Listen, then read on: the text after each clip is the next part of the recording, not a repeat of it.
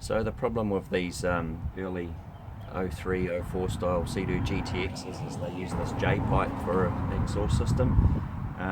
When the piece of flex that's inside here expires from just vibration and moving around, they start leaking exhaust out through here. This one's been leaking significantly enough that it's actually making the ski run poorly after just a few seconds of the engine running, and also all the carbon monoxide building up inside the hull. It's almost impossible to start hot when the guy's sitting out on the water. The J-pipe is now obsolete because Seadoo upgraded the exhaust system to a different kind of arrangement. This was about $1,300 to replace, but now you're probably up for a couple of thousand by the time you buy a whole new water box and the new downpipe and everything, which for an older ski like that's not really worth it.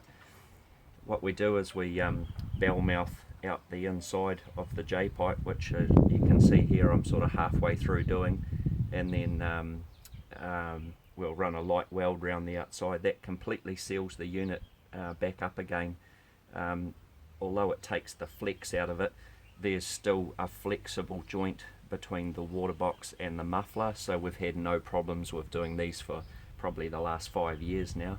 But yeah, it just keeps an older ski out on the water. There's nothing wrong with the rest of the ski, but with parts becoming obsolete, it's a shame to push them into the tip just because they the Kiwi ingenuity and keep them out on the water.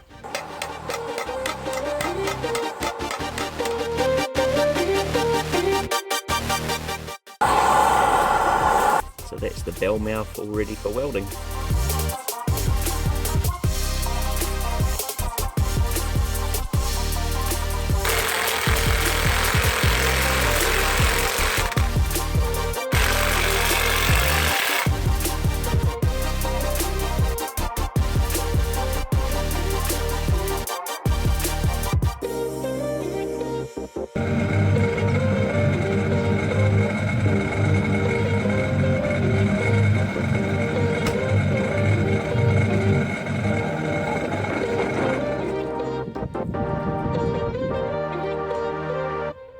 Job done.